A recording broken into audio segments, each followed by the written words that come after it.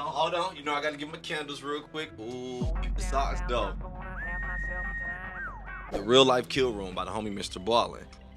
I have to watch this video, man. When I freaking saw like the comments he was retweeting from the people who were like talking about their experience with the video, thank goodness he ain't retweeting any spoilers. I was like, dude, I gotta watch this freaking video. It just sounds so damn fire. But yo, about to check out the Real Life Kill Room. That wasn't bad to say that. I meant to say from the comments I was reading, it sounds fire. Let's go. I would imagine after you hear the ending to today's story that you will most likely go back and watch this all over again because the ending completely changes the story. But before we get into today's story, if you're a fan of the strange, dark, and mysterious delivered in story format, then you've come to the right place because that's all we do and we upload once or twice every week. So if that's of interest to you, please sneak into the like button's house and replace all of the lids of their Tupperware with off-market brands so none of them fit. Also, please subscribe to our channel and turn on all notifications so you don't miss any of our weekly uploads. All right, let's get into today's story. I hate when you be trying to pop them on and that one side keep popping up. Cheap ass shit. Ever since he was a child, Mark Twitchell had always dreamed of becoming a big-time Hollywood filmmaker. But he knew the odds were stacked against him because he lived in Edmonton, Canada, which was not exactly known for being a movie-making hub. Nonetheless, after high school, he enrolled in an Edmonton art college, and in 2000, he graduated, earning his degree in radio and television art. But after college, despite utilizing his training to make several films, none of them generated any buzz beyond his friends and family, and so it seemed like his filmmaking career was turning into a bit of a dud. However, in 2007, Mark had a bit of an unintentional breakthrough.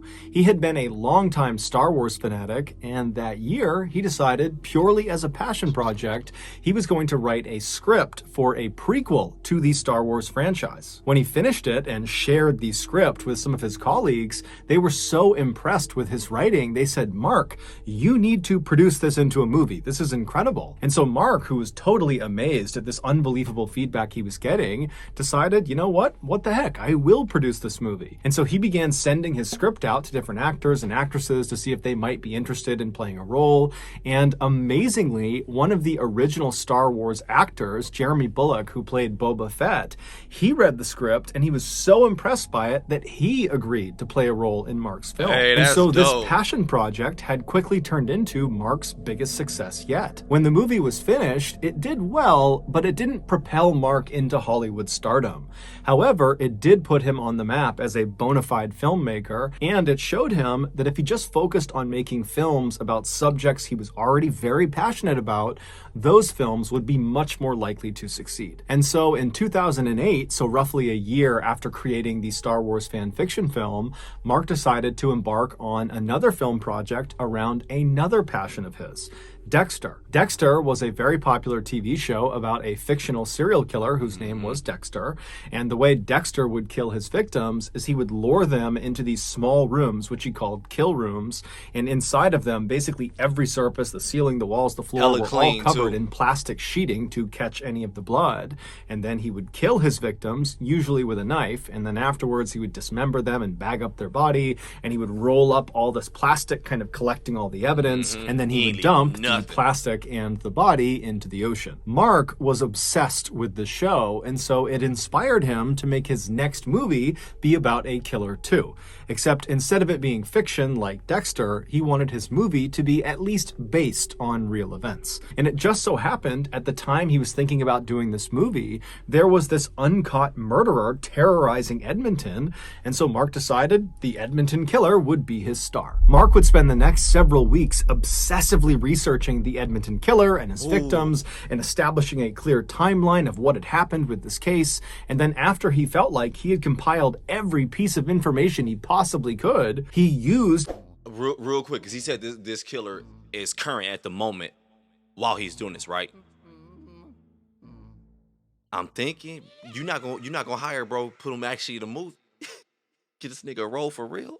After he felt like he had compiled every piece of information he possibly could, he used that research to concoct a 42-page first draft of his script. And as soon as he was done with that first draft, it somehow got leaked. And when it got leaked, the contents of this script were so shocking and so controversial that the script wound up in the hands of the Edmonton police. And when they read the script, they immediately recognized they had a big problem. They reached out to Mark and they told him under no circumstances can you turn this script into a movie, and then the police basically wiped this script off the face of the earth. Today, if you go looking for Mark's script online, you'll basically only find heavily censored versions of it. But recently, I got my hands on an uncensored version of this 42-page script. Now, I'm not going to literally read you this script. I want you to. Of this 42-page script. Now, I'm not going to literally read you this script. However, what I'm going to do is use the script's information to tell you Mark's highly controversial Edmonton killer story. As you listen, remember this story is based on actual events. And so the victims' names and the information about them is real. Okay, here we go. My gosh. Oh my gosh, the way that he started it, I thought we were starting with Dexter. I'm not ready for this. He was like, nah, we about to get started. We about to get started now. Is real. Okay, here we go. In early October 2008, a soft-spoken 26-year-old casino security guard named Giles Tetreault was living alone in Edmonton. Giles's life had recently been turned upside down because a few months earlier, his wife had told him that she just didn't love him anymore and that she was going to leave him. Giles was still very much in love with his wife, and so this was a totally heartbreaking experience for him. After she left, Giles tried to stay busy and keep his mind occupied, but it rarely worked. Oftentimes, he felt crushingly lonely and sad. But on Friday, October 3rd, when Giles came home from work that afternoon, he suddenly felt like, you know what, I gotta get my life together and I'm gonna start by finding myself a new romantic partner. And so he went on a dating site and he made himself a profile and he began scrolling through all of the women's profiles that lived roughly in his area. And at first, no one really appealed to him, but then he stopped on this one woman's profile. She was this young, blonde, beautiful woman named Sheena, and she lived right in Edmonton. And so Giles thought, what the heck, I'll send her a message. And so he did, just introducing himself and asking to talk further. And she responded just a couple of minutes later. And then over the next couple of hours, the two exchanged dozens of messages, getting to know each other. And then finally, Sheena just says to Giles, hey, you know, we live so close together. Why don't we get together tonight and go grab dinner and watch a movie together? And Giles is thrilled and he says, yeah, I'll come pick you up. What's your address? And Sheena would tell him, you know what, I don't feel comfortable sharing my address over this dating website. And so instead, she sent Giles this strange customized set of directions that didn't give the actual address of her house. Instead, it basically gave Giles a set of known landmarks in Edmonton that he could follow until he...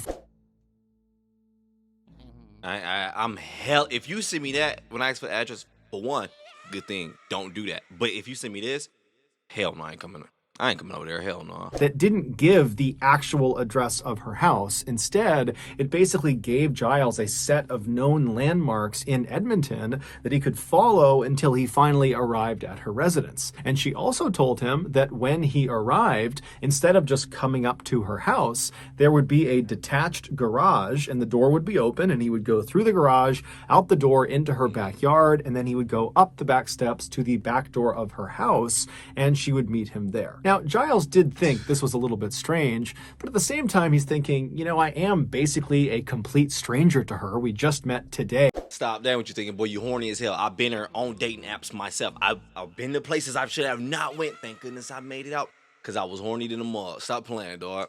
That ain't what you're thinking, boy. Same time, he's thinking, you know, I am basically a complete stranger to her. We just met today on the internet, and so I really can't blame her for taking some extra safety precautions with me. And so he told Sheena he had no issues using her special directions, and then he said he'd be over soon. And so Giles hopped in the shower, he freshened up, he got dressed, he hopped in his truck, and then he began driving to Sheena's house. After about 15 minutes of following these directions, he reached the end of them, and they placed him in this alleyway in in a suburban neighborhood. And where he stopped, he looked off to his right and he saw there was this 2-car garage, and he knew it was Sheena's garage because one of the doors was open like she said it would be, although the door was not open all the way. It was open enough to where he would have to duck to get into the garage, but either way, he knew it was her garage. And so he turns off his truck and he gets out and he tries to look up at Sheena's house behind the garage to see if maybe he can see her looking out the back door, but the detached garage that was right up against the street was kind of blocking his view, and so he thought, okay, whatever, I'll just go in and make my way up to the back step. Giles, I'm sorry to stop it. Come on, bro. For real. I'm not about to crawl through that garage. Of blocking his view, and so he thought, okay, whatever, I'll just go in and make my way up to the back steps. And so he walks over to this 2-car garage and he goes to the open side, he ducks down and he goes underneath and he stands up inside of the garage. Now, it was dark inside of the garage, there was no light on, but there was enough light spilling in from the opening of the garage door that he could see there was really nothing in the garage. However, virtually every surface, the walls, the ceiling, the floor, was covered in plastic sheeting. Now, he had no idea what this plastic sheeting was for, and he really didn't care. He just kept walking across the garage towards the door that would lead into Sheena's backyard. And when he reached that door, he reached down to the door handle and he was about to turn it when he felt a blinding pain in the back of his neck. He whipped around, and even though it was dark inside of this garage, he could clearly see this huge man in a black and gold hockey mask standing right in front of him holding a stun baton. Giles tries to run past him to try to get out of the garage, but the man grabs him and then takes his stun baton and drives it into Giles' stomach, and he pulls the trigger. And immediately Giles feels this coursing pain in his torso and he falls to the ground, and then this man in the mask releases the trigger and Giles tries to scramble up to his feet to try to run out of the garage. But as soon as Giles turns around, he stops where he is because he sees this huge guy in the mask is standing between him and this open garage door, and he's now holding a gun in his hand and he's aiming it right at Giles. And so Giles freezes. He has no idea what's going on, and this man who's got this mask on barks at Giles to get on the ground and put your face on the ground. And so Giles at this point is thinking, bark. My bad. Go back. Giles to get on the ground and put your face on the ground. And so Giles at this point is thinking, I'm going to get killed in here. I have nothing I can do. I'm completely defenseless here. And so he just does what he's told, and he lies down on the plastic sheeting and he's totally terrified. And this man walks over and he puts a piece of duct tape over Giles's eyes. And so as he's laying there blind and terrified, Giles becomes very emotional. He suddenly longs for his ex-wife and for his family and his friends. He wishes he could see them just one more time, and he knows he's not going to. Then, as he's laying there, he's coming to the stark realization that he didn't tell anyone where he was going. And so if this masked maniac does kill him, who's going to find his body? Will his family and friends ever? Nobody, man. Like, and just being 100% honest, dude, this was not smart. And me, man, I'm not even just saying just because I'm a man, I know that. I told you I've been in this situation. I'm not gonna get into that. I know what you were thinking, dog. Ain't no man in their right mind about to do all that just to meet you for a date. I don't care what you say, man. You send me these freaky instructions to get there. For one, that's a big ass red flag. Whole time, just give me the damn address. Nah, you ain't doing that. Boom. I pull up. We in the birds in the alley. You already know how alleys work. Stop playing with me. That's a big sign right there. I wouldn't even pull it in. I was like, you know what? Screw that. I'm gone. But in the alley, you see this double-door garage in the suburb. All right, boom. Garage partially open. You got to get down there. If I got to get down like these and crawl in there to get to you, girl, the cat better be fire. But I'm not even going to. No, that's what I'm saying. My bad for the rant. Ah, gosh, man, come on, Giles.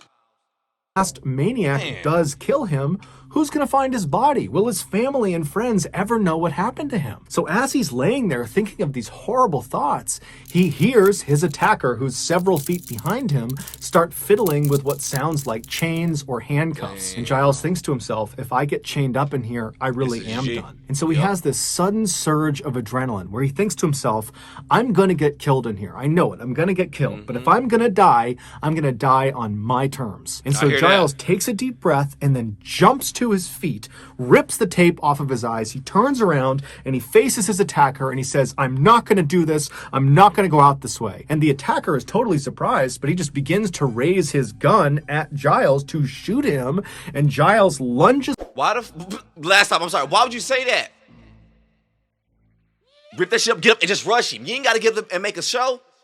Damn, come on, man, I'm sorry. Begins to raise his gun at Giles to shoot him, and Giles lunges forward and he grabs the barrel of the gun and he pushes it away from him. And as soon as he does that, Giles realizes something. The gun is made of plastic. It's fake. Let's go. And so Giles is suddenly so confident, he grabs the arms of his attacker and he tries to kick the guy in the legs, but the attacker is so much bigger and stronger than Giles that he just headbutts Giles. Giles goes flying to the ground and his attacker jumps on top of him and begins punching him and slamming his skull into the ground. But Giles is so high on adrenaline, he can't feel any of the blows. All he's trying to do this whole time as he's getting pummeled is just find a way to stand up and run out of this garage. Get out, escape. And amazingly, against all odds, he does manage in between blows to wriggle his way out of the attacker's grasp. But as he begins to run towards that opening in the garage door, the attacker grabs him by the jacket. And so Giles twists himself and he actually comes out of the jacket.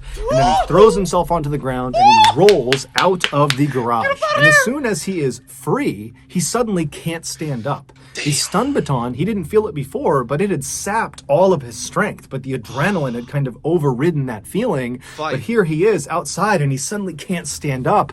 And so he's trying to stand up, and then the attacker, who's still inside, dives down, reaches out from underneath the garage and grabs Giles by the ankle and begins trying to pull him back into the garage. Scream, bro. And so Giles is kicking and screaming and punching, and he finally breaks free. And then he has another surge of adrenaline and he stands up and just begins running down the alleyway. Doesn't even go to his car. He just starts running towards, hopefully, civilization. And he makes it a couple of houses before he collapses to the ground in this very busy walking trail. And so he's landed right in this intersection where he's hoping someone's going to be. He turns back and looks down the alleyway and he sees his attacker, who's now on the road. He's got the mask still on his face and he's charging up the road. Giles can't even get up. He's so tired, but Giles looks to his side and he sees there's this random couple walking down the walking path. They see Giles on the ground who's calling out for help, and they run over to him and they get right in front of Giles, and Giles immediately points at the attacker coming down the alleyway and says, "He's trying to kill me." And the attacker amazingly just jogs right up to Giles, right up to the couple. He does not take his mask off and he acts like he's friends with Giles and says, "Oh, come on, Frank, you're making a big deal out of it. It's a game. Come back to the garage. I'll meet you there." And then the attacker just turns around and walks back down the alleyway back towards his garage. And so Giles turns and looks up at the couple, who are totally freaked out by this whole situation. They don't know if this is some weird setup that they're going to get robbed or something. They don't know if this is a hoax. And so they say, "Hey, you're on your own, pal." And they turn and they leave. And so Giles is left. If he crawled on the ground to you, I don't think he's playing, dog. Bro hit the corner with a mask.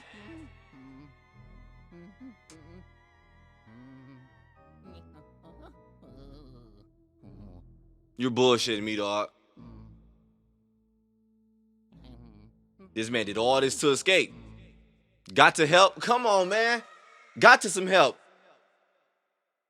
Some goofies, dog. They don't know if this is some weird setup that they're going to get robbed or something. They don't know if this is a hoax.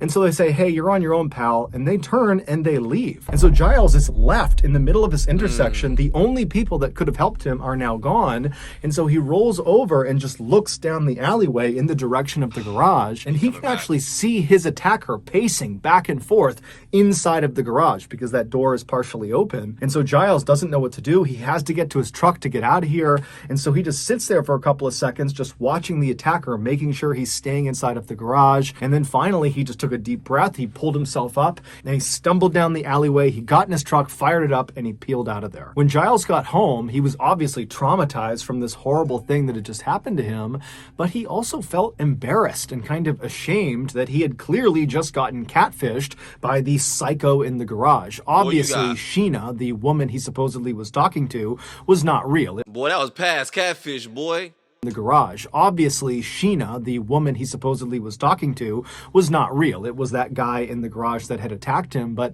he didn't really understand why it had happened. He had no idea why anyone would target him, and so the whole situation was just such a mess. He decided, you know what, I'm not going to tell anyone. He didn't report it to the police, he didn't tell his friends, he didn't tell his family. He just decided he was going to move on and forget about it. A week later, on October 8th, another Edmonton man, 38-year-old Johnny Altinger, was perusing the dating website that Giles had been using. Johnny made a living doing quality control for an oil and I'm so sorry. That's bullshit. That means he's gonna do it again, man. Come on. What's going on with this story, dog?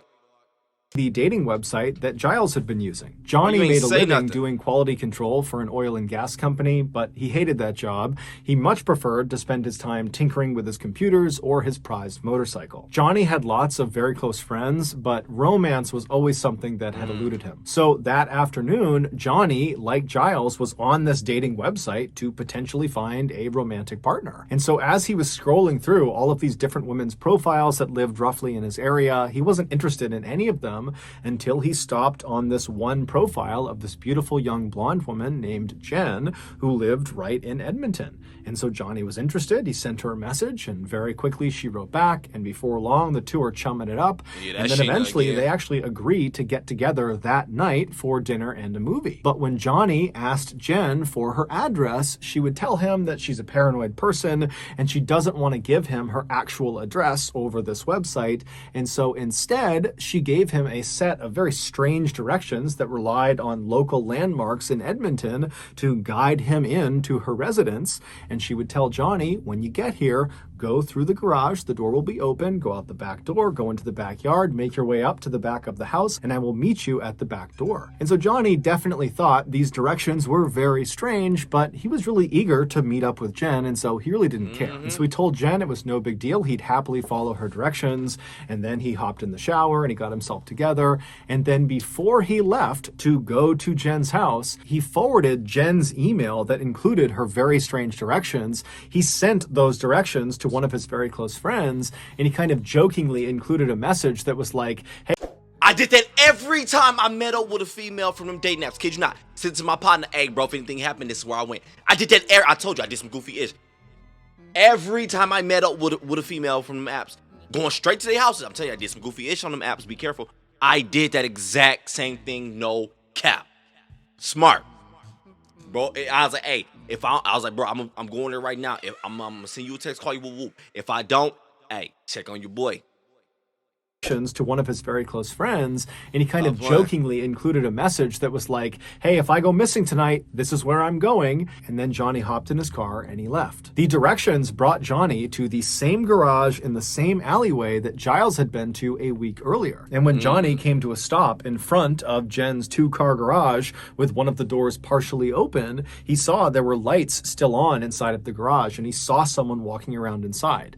And so Johnny looked at his watch and he realized he was maybe 15 or 20 minutes too early, and so he parks his car and he's thinking, okay, you know, Jen might be inside of this garage and I'm early, but maybe I'll just walk over and say hi to her. I'm sure she wouldn't mind. And so Johnny turns off his car, he gets out, and he starts walking over to this half-open garage door, and as he gets closer and closer, the lights in the garage go off. And so Johnny stops and he's thinking, why are the lights off? Did she hear me? Does she not want me to come in? You know, what's going on? But he's thinking, okay, well, I should definitely go over and say something. And so he walks over to this open garage door and he bends down and he looks inside and it's totally dark. And he just says, hello? And there's a pause, and then the lights come on, and Johnny suddenly sees this garage that's basically devoid of anything, minus a table off to the side, and every surface is covered in plastic sheeting. The floors, the walls, the ceiling, everything. And in the back of the garage is not Jen. Instead, it's this man he doesn't recognize. And so Johnny's looking at this man, and this man is looking over at Johnny, and finally the man speaks and says, hi, I'm Harry. The killer messed up. He like, oh, why the fuck up? I know he's gonna get here this early, shit. Oh, God! Stop playing with me, dog. There's too many red flags for me, dog. I'm sorry. Hey, it's too many red flags for me. I'm sorry, dog. If all of this going on, I'm gonna turn around. I go home. Nah, I'm gonna beat my dick. It ain't worth it. I'll find another little bird on this app. Boy looked down there in the dark, stuck his head in the garage. You ain't never been there. Hello? That's crazy, dog. And is looking over at Johnny, and finally the man speaks and says, "Hi, I'm Harry. I'm a designer. I rent this this garage out from Jen. And I just talked to Jen, and you're meeting up with her tonight, right? You're meeting up with Jen. Yeah, she's running late, so I think she'll be back in about maybe 20 minutes. So can you come back in 20 minutes? Come right back here. Come to the garage, and I'll bring you up to the house because I know you're meeting her up at the house. So."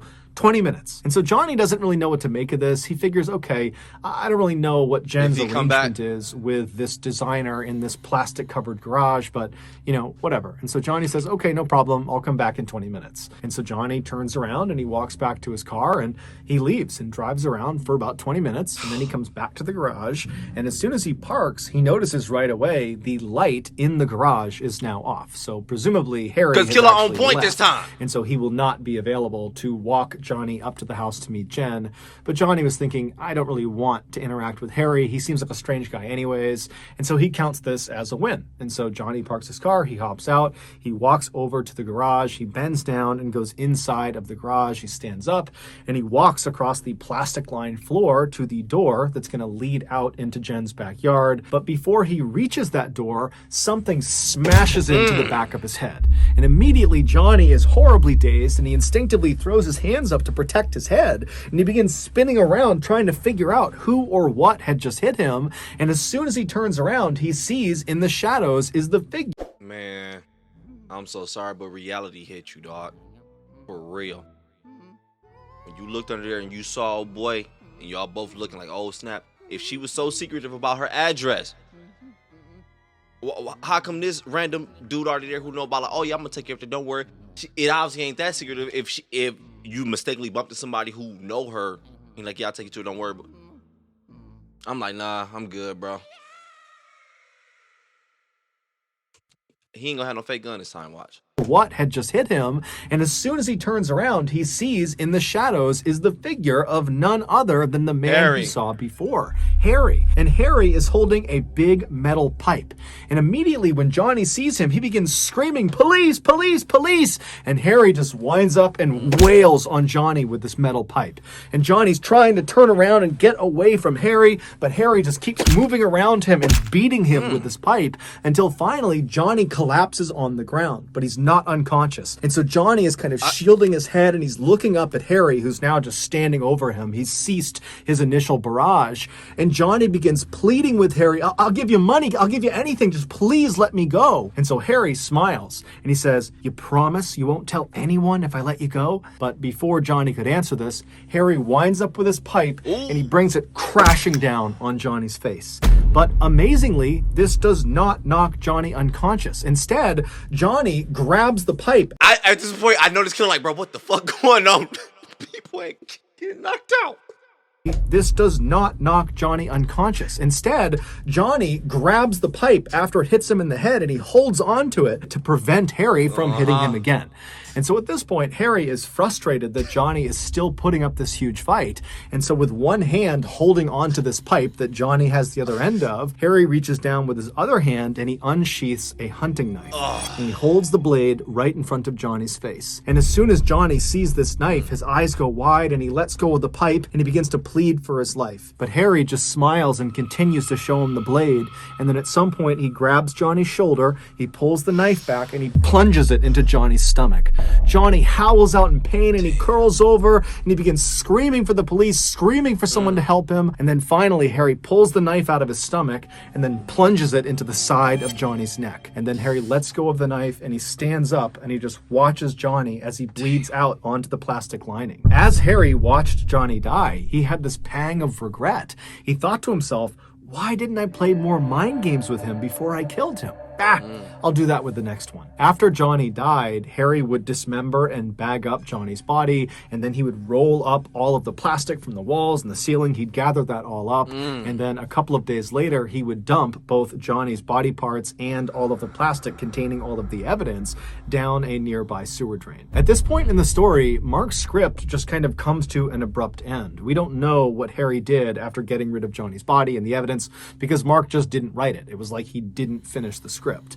And there's a reason for that, and it's the same reason the police stepped in and stopped Mark from making this script into a movie. At the time they read his script, the police had already figured out who owned the garage where Giles and Johnny were attacked. Johnny's friend, the one who Johnny had forwarded Jen's email that had those strange directions, well, that friend gave those directions to the police once Johnny had been reported missing. And so the police followed these strange directions to this garage, and they discovered it was not owned by some young, beautiful blonde named Jen or Sheena. It was not owned by some designer named Harry. It was owned by a young, up-and-coming filmmaker named Mark Twitchell. I knew it. I caught it last minute. I knew it. I'm like, hold up. So you're making this movie off this killer, and this stuff is very detailed. And it did at the beginning when he was like, he want to make stuff that he's more passionate about. He was very passionate about Dexter, so he was like legit really passionate about it. Damn. You know what's really scary about this, dog? Let's say if he'd have put it out, boom, this came out, blew up, got hella big, he in Hollywood. That's why so many people be scared of Hollywood, because that would have meant he'd have been a part of it. Whole time, bro, a serial killer making movies. We at home eating popcorn. Ha ha ha, that's so good. Whole time he really out there murking boys. Damn. Named Jen or Sheena. It was not owned by some designer named Harry. It was owned by a young, up-and-coming filmmaker named Mark Twitchell. But to this point, Mark had been extremely cooperative with police and allowed them to search it, and they found nothing. And he explained to them he was not remotely the only person with access to this garage, not by a long shot. But when police searched Mark's laptop, they found a hidden document, and this document was his 42-page script. And when they read it, they saw there was a huge issue. Giles, the first victim of the Edmonton killer, had eventually gotten over his embarrassment and shame, and he went to the Edmonton police and he told them in detail what happened to him inside of that garage. Thank you, bro. Giles was so scared he had not told anybody else what had happened. The only people who knew were himself and the Edmonton police. Yet somehow, in Mark's script, the account of what happened to Giles was exactly correct. Every little detail of what happened to Giles was encompassed inside of this script. And the reason Mark had this information is because Mark was in the garage when Giles got attacked. Cause Giles never told! Fuck! I'm sorry. Damn, this is crazy!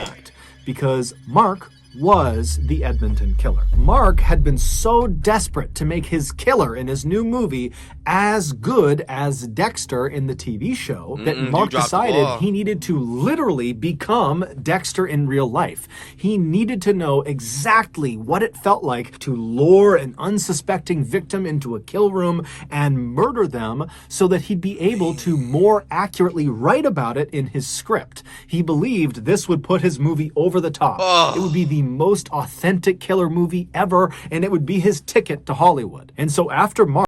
What if it's not? What if someone we are watching are legit authentic? Oh my gosh. Mark used a fake dating profile to trap and then attack Giles.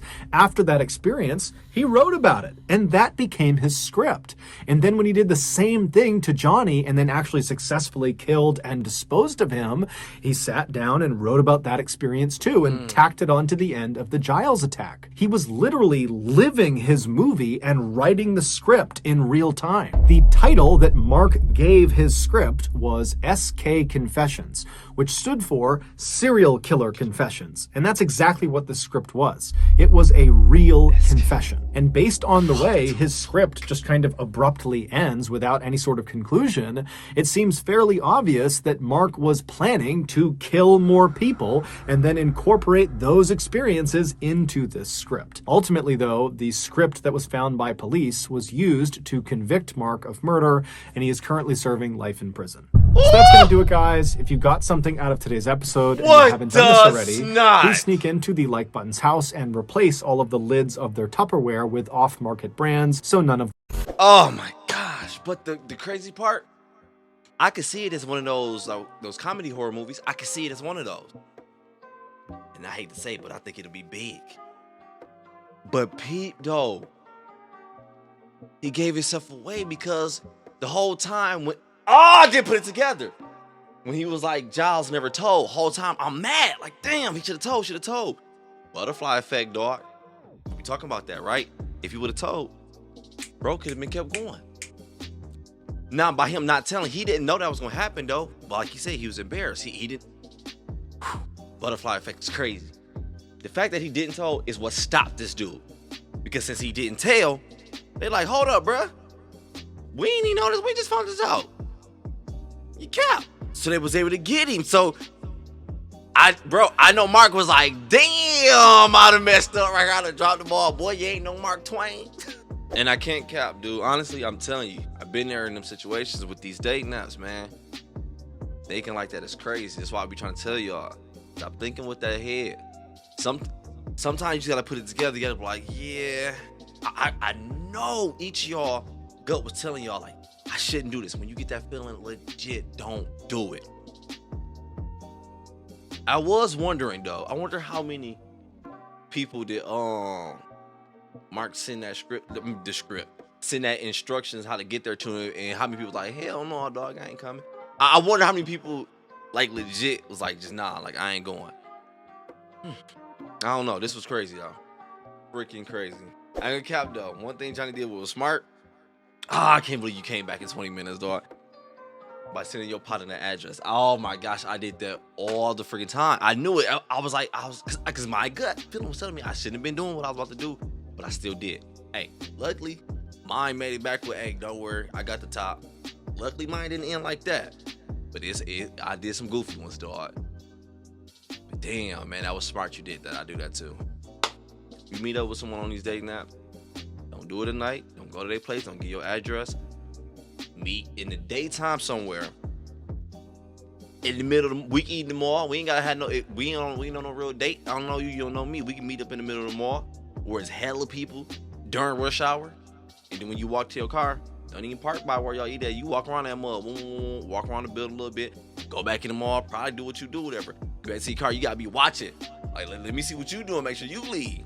Then you get back to your car, don't even, when you going home, take some little side streets here and there, see if somebody following you, you know what I'm saying? Because when you're on the highway, it's gonna be hard to tell. But when you get close to home and you hit some side streets, don't just go straight to your street, you know what I'm saying? Hit some corners a bit, boom. Because you'll peep. I don't know why I'm really doing that, my bad. You'll peep, like, all right, yeah, this little blue Impala, that mother been following me. Hell no. Get your killing ass away from me, I'm out.